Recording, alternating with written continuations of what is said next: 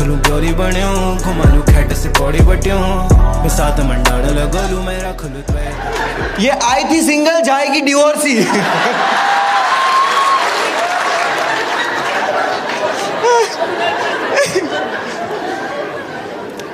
Okay I will help you out, ठीक है।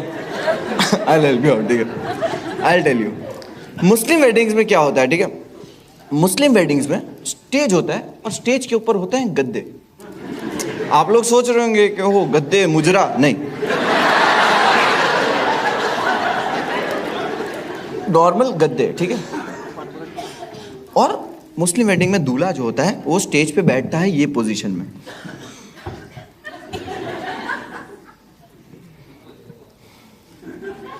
सब लोग देख रहे, दूल्हा बैठता है ये पोजीशन में। हाँ तू तो देख ही रहेगी। दूल्हे के बाजू में काजी साहब बैठते हैं। हाँ काजी साहब, मुस्लिम पंडित। हाँ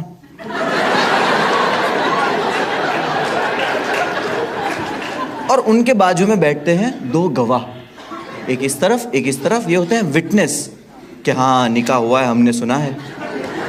और बीच में एक होता है माइक जिसमें बोलते हैं कबूल है कबूल है कबूल है, ठीक है। वो माइक रहता है जिसमें सब लोग सुनते हैं कि हाँ हमने सुना है निकाह हुआ है। और मुझे पता भी नहीं था कि ये कबूल है कबूल है कबूल है क्यों होता है ऐसा 3 बार। मैं छोटा था तो मेरे को नहीं समझ में आता, तो मैंने अपने चाचा से पूछा कि चाचा ये 3 बार क्यों होता है। तो मेरा चाचा बोलता है औरतों को एक बार में समझ में कहाँ आता है।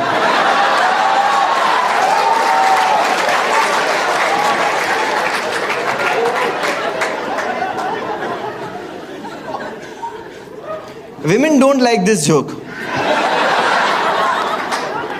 You didn't like, ma'am? You didn't like it? चाचा बोला, मैं नहीं। मेरा चाचा सेक्सिस्ट है, मैं तो फेमिनिस्ट हूं। मैं तो चाची को गया और बताया कि चाचा देखो ये सब बोल रहा है। मेरी चाची बोलती है बेटा कुछ समझा नहीं।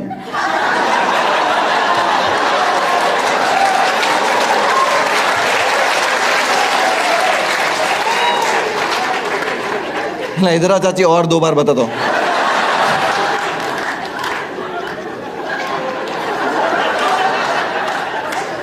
I didn't like it.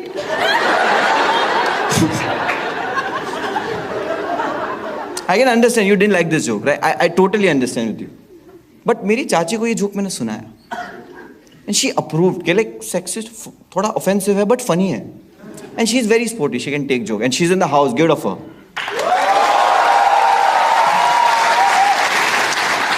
She's in the house. चाचा अलाउ नहीं करता बाहर जाने।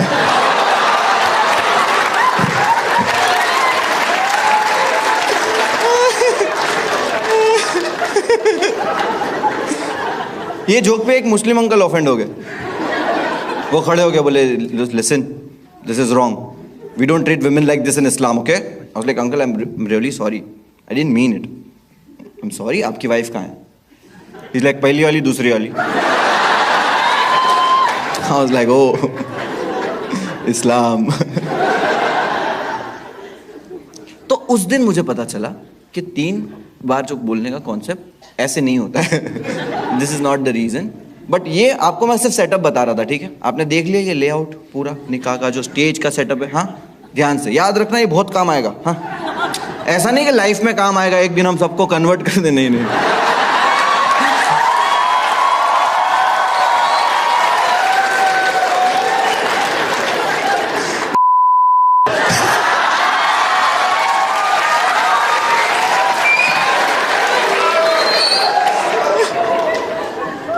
What I mean is कि आगे जो जोक सुनाने वाला हूं उसमें बहुत काम आएगा, ठीक है। अब हनीफ निकाह के लिए जब बैठने वाला था तो मैंने हनीफ को बोला कि हनीफ जो जूते हैं वो तू पिछवाड़े पे रख और बैठ जा। See this is a good idea कि दूल्हे को निकाह से कोई खड़ा करके तो जूते चुराएगा नहीं। हनीफ बोला यार आइडिया अच्छा है। हनीफ ने जूते रखा, हनीफ बैठ गया। बस अब निकाह की जगह पे बैठ गया। मैं अब चिल हो गया हूँ कि भाई जूते बच गए, अब इंजॉय करते शादी। हाँ दिल्ली में लड़कियां खूबसूरत है बहुत, तो मैं ऐसे ही खड़ा हुआ था। हाँ सिंगल भी था तो मैं ऐसे खड़ा हूँ, लड़की आई स्माइल करी मेरे सामने, मैं बुलाई, क्लोज आ गई, मैं और स्माइल किया और क्लोज आते जा रही है। मैं बोला भाई दिल्ली वाली फास्ट है। और पास आते जा रही है, मैं थोड़ा ऐसे हुआ और पास आते जा रही है, मेरे एकदम पास आ गए और मेरे को बोलती है लक्स रोज से नहाते हो आप?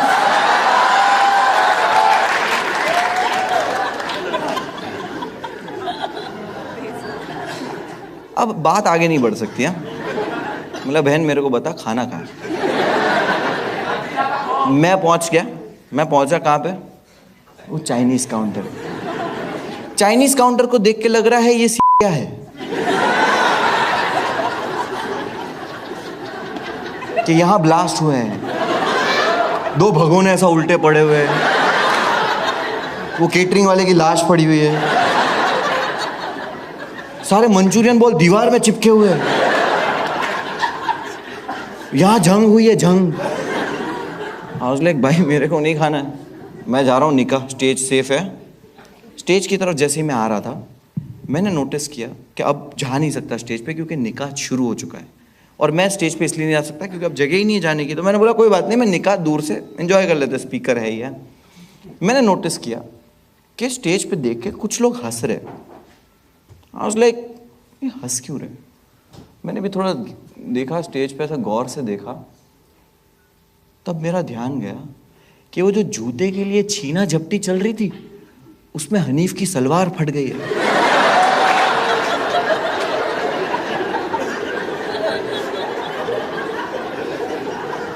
हनीफ ने पहना है पर्पल कलर के अंडरवेयर।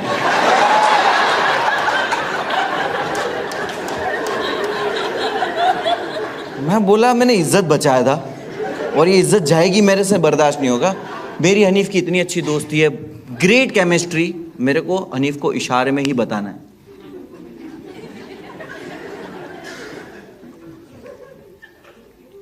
हनीफ,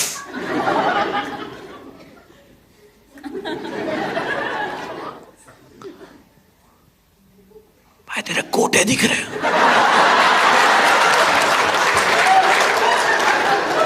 हनीफ बोलता है दिखने दे।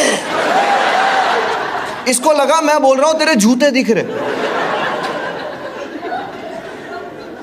मैं बोला ये तो राइम होता है, इसको तो लग रहा होगा। मैं बोला वर्ड चेंज करना पड़ेगा। लौंडे लोग क्या ही वर्ड चूज कर लेंगे।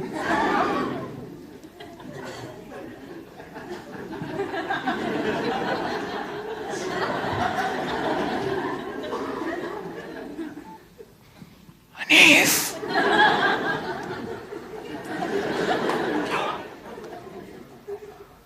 तेरे मंचूरियन बॉल दिख रहे हैं। बाजू में से एक आंटी निकली, बोले बेटा कहाँ है? बोलते खत्म हो गए।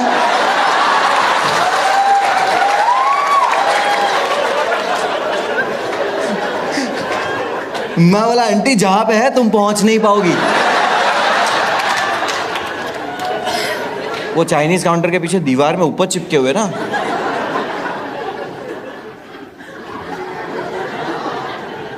अब मुझे आ रहा है गुस्सा कि यार समझ क्यों नहीं आ रहा है इसको है। मैं अब गुस्सा हो चुका हूँ कि लाइक हनीफ। अब हनीफ को भी गुस्सा आ गया। हनीफ बोल रहा क्या है? तेरा कोट है लटक। हनीफ को और गुस्सा आ गया और उसको अभी भी लग रहा है जूते की ही बात चल रही है। मेरे को बोलता है कोई निकाल के नहीं लेके जाएगा।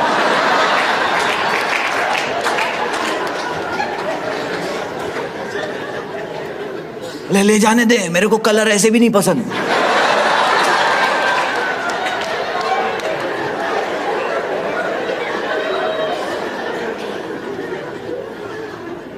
चुप ही नहीं हो रहा, गुस्से में आ गया। बोले 5,000 दूंगा वापस आ जाएंगे। मैं बोला मत। मुझे रियलाइज हो गया कि मेरा और हनीफ का केमिस्ट्री अच्छा नहीं। अब है मिशन काशिफ। काशिफ हनीफ के पास ही बैठा हुआ है। मुझे सिर्फ क्या करना है, काशिफ को बताना है कि ये प्रॉब्लम है। और हनीफ को क्या करना है, काशिफ जब हनीफ को कान में बता देगा तो हनीफ को क्या करना है,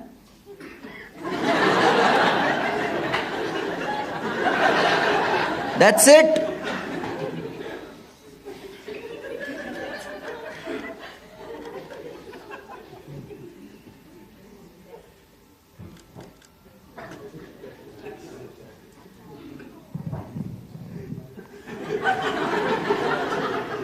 ये चारों बच्चों को मैं मिल गया।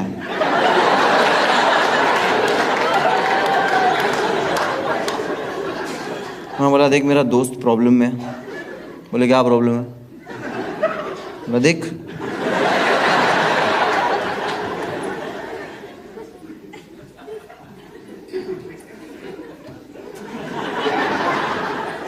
Same pinch.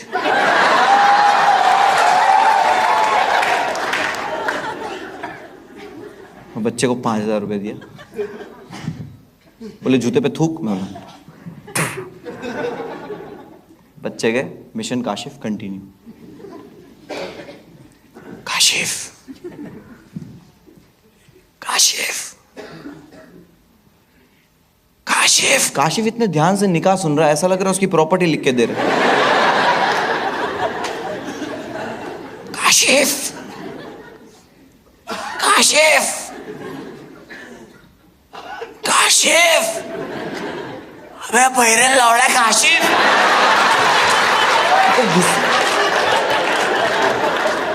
मेरे को गुस्सा आ रहा है ना, और इसने सुन लिया इस बार। मेरे को बोलता है क्या हुआ भाई? उधर देख। किधर देखो?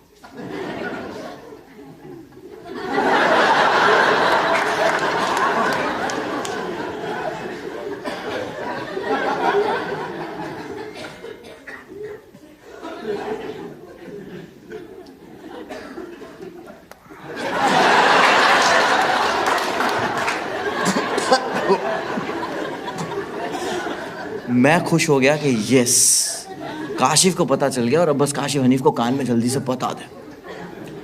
अब मैंने बोला लौंडे लोग क्या ही वर्ड चूज कर लेंगे।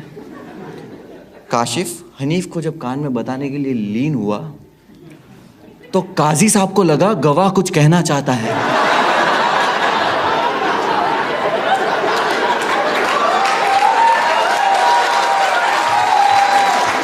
तो काजी साहब ने माइक काशिफ की तरफ कर दिया और काशिफ अभी माइक में बोल रहा है, नहीं तेरे मंचूरियन बॉल दिख रहे। पूरी बारात खड़ी हो गई कि बेटा कहाँ है, खत्म हो गए।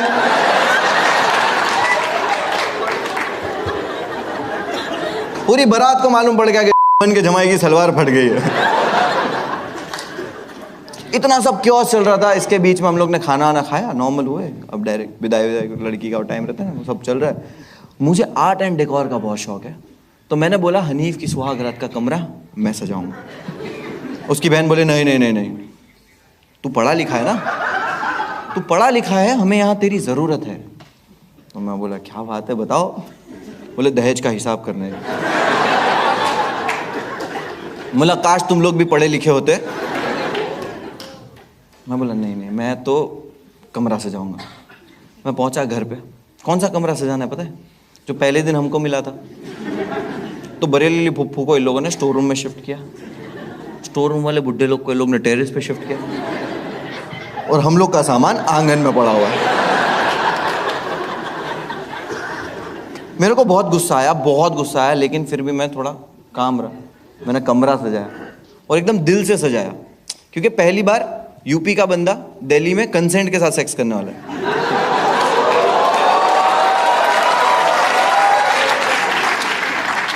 तो इतना तो बनता है। तो मैंने लगा कर दिया, कमरा सजा दिया, और अब हमारे पास सोने को जगह नहीं। काशिफ आया। मैंने काशिफ को बोला काशिफ तो कभी सितारों की चादर के तले बैठा है? काशिफ बोले बहुत हो गया, मैं ट्रेन की टिकट बुक कर रहा हूँ कल की। मैं बोला भाई कर दे कोई बात नहीं, तू कर दे, लेकिन आज की रात कैसे निकालेंगे? मैंने चेस बोर्ड निकाला। बोला देख भाई की सुहागरात है, अपन भी घोड़े दौड़ाते हैं। और वो गुस्से में तो मैं जानबूझ के चेस हार रहा हूँ, ऐसा रानी उठा के गटर में फेंक दिया। मैं बोला काशिफ तू जीत जाएगा। बोले मैं तो रानी मारा ही नहीं। मैं बोला तेरे को देख के सुसाइड कर ली। लेकिन उसने ट्रेन की टिकट बुक कर लिया था। नेक्स्ट डे मॉर्निंग हम लोग जब निकल रहे थे, हनीफ आया। बोले रुको। हनीफ बोलो। मैंने बोला हनीफ बहुत हो गया, बहुत जलील हुए, बहुत बेइज्जत हुए, और हमको रोकने की कोशिश करना भी नहीं, हमको नहीं रुकना, हम जा रहे। हनीफ बोलता है मैं रोक भी नहीं रहा। बोले मैं ये बोलने वाला था कि दुल्हन के आने के बाद हमारे घर में एक शाही दावत होती है, तो तुम लोग शाही दावत खा के ट्रेन के लिए चले जाओ, अभी टाइम है। तो बोला तेरे को क्या लग रहा है, हम लोग ने कभी शाही दावत नहीं खाए? हाँ नहीं खाए। तो मैं बोला काशिफ को, मैं बोला काशिफ टाइम है। काशिफ बोला चल ठीक है। हम लोग गए, बैठे, रोटी आई गर्मा गर्म, कटोरे में एकदम सालन आता है ना, ग्रेवी, हाँ मस्त सालन आया। तो सालन में क्या होता है ना, सालन जब आप ऐसे हिलाते हो ना तो ऊपर तेल होता है, ठीक है। तो आप जब ऐसे हिलाते हो ना सालन को, तो तेल जो है ना वो हटता है और ऐसे ग्रेवी ऊपर आती है। तो मैं हिलाया, तेल हटा और तेल ही ऊपर आया।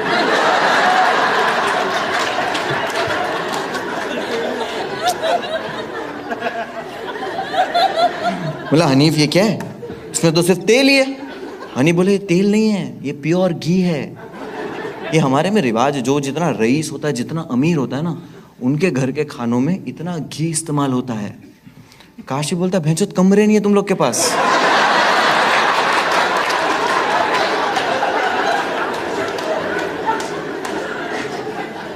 ये घी ना डाल ले।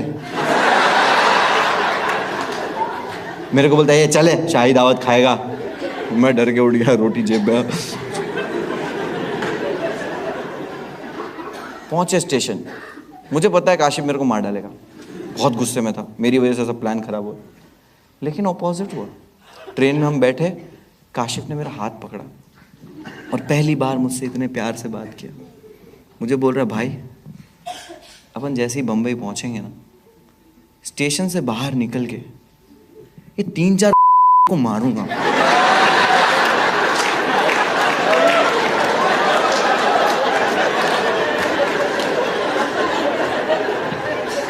बैग में से मिठाई का डब्बा निकाला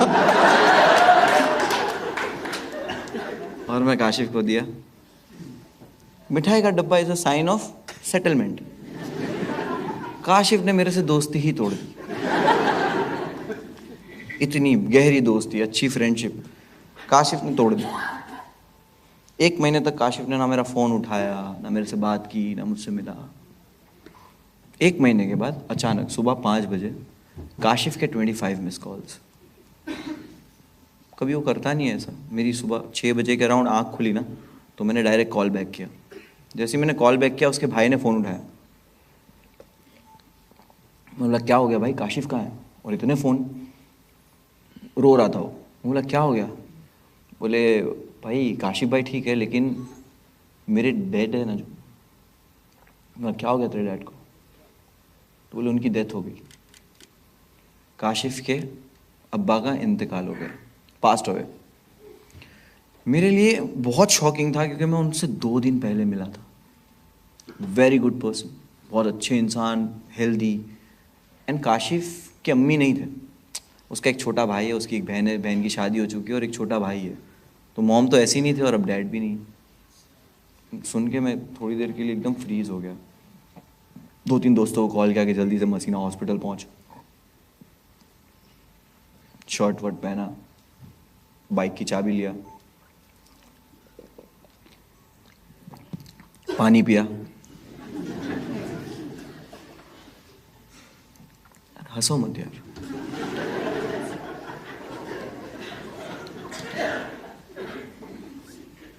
मैं हॉस्पिटल पहुंचा और हॉस्पिटल सुबह 6-6:30 बजे का टाइम, एकदम सन्नाटा। काशिफ है ना, पोस्टमार्टम रूम के बाहर एक बेंच पे बैठा हुआ। सुबह का टाइम, हॉस्पिटल में एकदम सन्नाटा, जैसे अभी यहाँ पे सेम।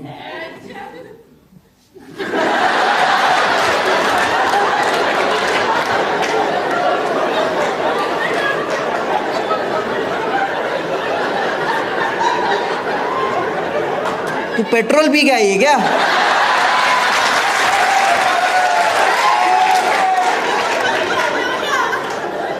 तो बड़े टायर वाली गाड़ी नहीं चालू होती? रुक जा, काशिफ का बाप मरा है। बहुत इंटेंस माहौल है हॉस्पिटल का। 4-5 दोस्त हम लोग यहाँ पे खड़े हुए, वी आर डिस्कसिंग कि यार जिंदगी का कोई भरोसा नहीं, हम जिंदगी को सीरियस नहीं ले रहे यार। हाँ ये सब चल रहा है और उतने में हमने नोटिस किया कि काशिफ जो बेंच पे बैठा हुआ है, नर्स ने एक आदमी को लाके उसके बेंच पे बिठाया है। हम लोग ने देखा, काशिफ ने भी देखा, और आदमी भी एकदम चुपचाप ऐसा नजरें नीचे झुका के एकदम चुपचाप ऐसे बस बैठा हुआ है, ठीक है। 15 मिनट के बाद अचानक इस आदमी ने पता है क्या किया?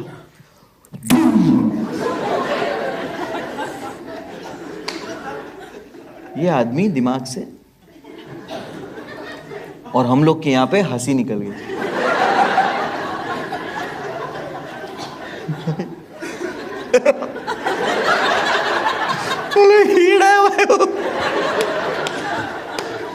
लेकिन कंट्रोल किया कि इसका बाप मरा है।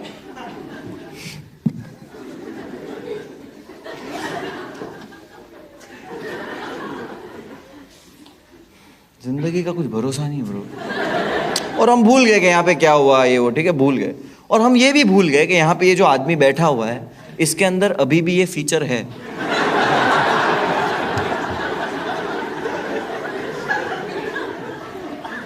हमें नहीं पता ये कि चार्जिंग में है। ये 15 मिनट तक चुपचाप ऐसे बैठा हुआ है। इस बार अचानक पता है इसने क्या किया?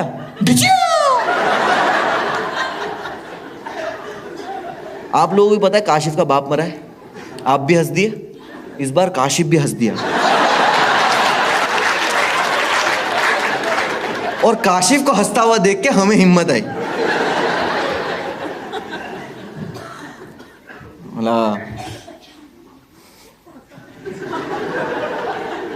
डिच्चियों कर रहा है। और हम लोग फिर रुकने की कोशिश कर रहे हैं, बट अब रुके नहीं जा रहा। हंसी बिल्डअप होते जा रही है क्योंकि हम छुपके से हंस रहे हैं, और बिल्डअप हो रही है। और हनीफ इतना हराम ये भूलने दे रहा नहीं है। हम लोग आगे बोल रहे हैं कि क्या क्या लगा रखा तुम लोगों ने, हंस रहे हो, शर्म आ रही है जरा भी। अब कोई भी हंसा ना मैं डिच्चियाँ कर दूंगा। और हंसी रुक ही नहीं रही है। तो जब आपको पता है, अब हम लोग बचपन में करते थे कि जब हंसी बहुत आती थी और हमको नहीं हंसना होता था तो हम सैड चीज़ें याद करते थे, इंटेंस चीज़ें, लाइक हमारे ट्रॉमाज याद करते थे कि ताकि हंसी ना आए। तो मैं भी याद कर रहा हूँ बचपन के ऐसे ट्रॉमाज के। हाँ, मामू क्या बोला था, चॉकलेट है, वो चॉकलेट नहीं थी। हाँ ठीक, लेकिन भूल नहीं पा रहे क्योंकि अब वो हंसी खुल के नहीं हंसे ना, अंदर ही बिल्डअप ही हुए जा रहा है। और आपने ये भी सुना है कि कुछ आप ऐसा डिस्ट्रैक्ट हो जाओ, ट्रेजिक देख लो तो आपको हंसी रुक सकती है। और ऐसा ही हुआ। हॉस्पिटल में एक यंग लड़का स्ट्रेचर पे पूरा तड़प रहा है, मतलब ऑलमोस्ट डेड, तड़प रहा है, पूरा खून खून खून। और उसको देख के सच में हम लोग डर गए। और हम लोग लाइक बहुत ही इंटेंस हो गए कि यार ये क्या हो गया, या अल्लाह इसके साथ क्या हो गया। हम लोग स्ट्रेचर के साथ देख रहे हो, उसको तड़प रहा है, पुलिस वाले उसको लेके आ रहे हैं। हम लोग सब पूछे भी, सर इसको क्या हो गया? पुलिस वाला बोलता है इसको किसी ने गोली मार दी।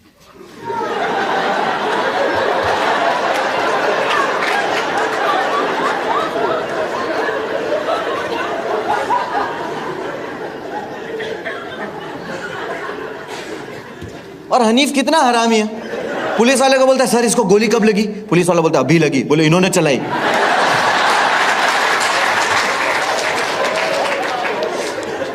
मैंने आइडिया लगाया कि जब आप एक चीज पे खुल के नहीं हंसते हो, तो एक बार खुल के हंस दिए, 2 बार जोक पे हंसी आती है, राइट? 3 बार नहीं आ सकती। तो जस्ट बिकॉज हम स्टॉप नहीं हो रहे, इसका रीजन है हम खुल के नहीं हंसे। मैं हंस दिया खुल के, दोस्त लोग भी देख के हंस दिए कि एक बार हंस के खत्म करो यार, ऐसे तो कब्रिस्तान तक हंसते हो जाएंगे।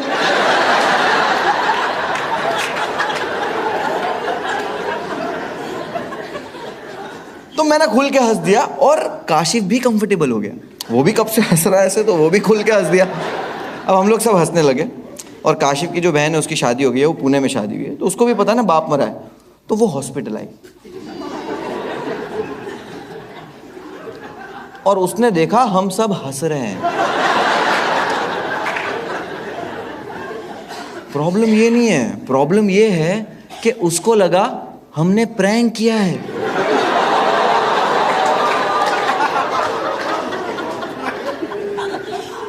वो आके काशिफ पे भड़क गई कि काशिफ तू पागल हो गया, कोई इतना गंदा मजाक करता है कि अब्बा मर गए, पागल। अब काशिफ बाद में तो नहीं बोल सकता ना, काशिफ को तो उसी वक्त बोलना है। और काशिफ तो हंस रहा है, तो काशिफ बोला नहीं नहीं अब्बा तो मर गए।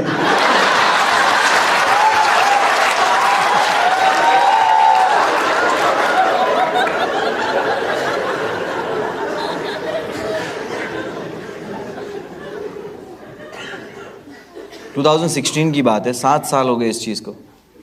काशिफ की बहन ने आज तक काशिफ की से बात नहीं करी उसके बाद। मैं काशिफ को बोला कि तू जा अपनी बहन के घर मिठाई का डब्बा लेके। लेकिन मिठाई का डब्बा तो घर के बड़े लेके जाते हैं ना।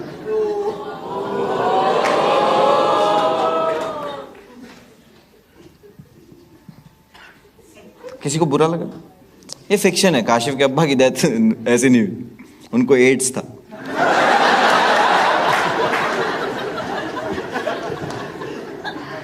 सच में वो नहीं कर पाए सरवाइव यार, बट उनको हुआ काशिफ के 2 साल बाद। काशिफ हेल्दी है, वो ऑफेंड तो नहीं हुआ। आई टेल यू, क्योंकि हम इंडिया में ना, हमें ऑफेंड होना आता नहीं है, क्योंकि हम हर चीज़ में हर पल हम लोगों को इतना ऑफेंड करते हैं। इसका रीज़न पता है क्या है? हम लोगों ने कंटेंट ऐसा कंज्यूम किया है कि हमको एक्चुअल में पता ही नहीं है कि ऑफेंसिव क्या है और क्या नहीं है। आप लोग मुझे बताएंगे इंडिया में सबसे ज़्यादा काला जादू कहाँ पे होता है? किसी को पता है? बंगाल, कोलकाता? नहीं, कलर्स और स्टार प्लस पे।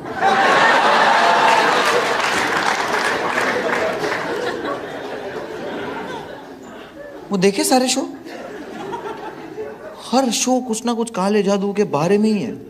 वो एक आते नजर करके कुछ आता था, काला जादू।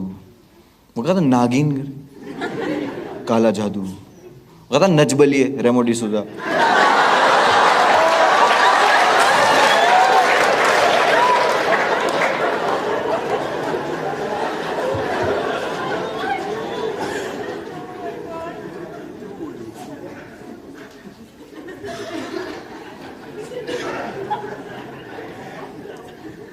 Late me tell you one thing,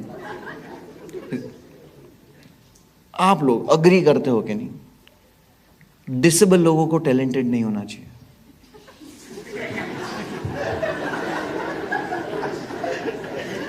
you agree? नहीं, no, I tell you, Dadar station देखा है? अगर दादर स्टेशन पे बिजीएस्ट, राइट, बहुत ही बिजी रहता है ऑलवेज, इतने सारे लोग, भीड़। दादर स्टेशन पे आपको कोई अंधा भागते हुए दिखे,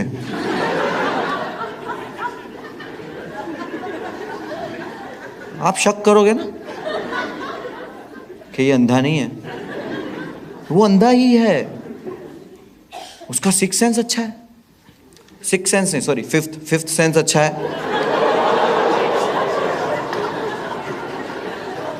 समझा? नहीं समझा? 2 बार और बताओ।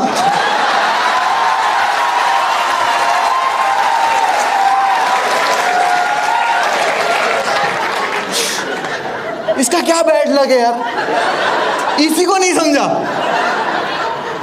क्या ही झंडा लेके घूम रही थी, फेमिनिज्म। भले उसका फिफ्थ सेंस अच्छा है, बट लोग उसको सीरियस नहीं लेंगे। लोगों को पता है कि नहीं, झूठ बोल रहा है। इंडिया में अंधा जो है वो अच्छा रनर नहीं बन सकता, लोग शक करेंगे। अच्छा सिंगर बन सकता। इसी तरह लंगड़ा जो है वो अच्छा रनर नहीं बन सकता ऑब्वियसली, लेकिन वो अच्छा दोस्त बन सकता है।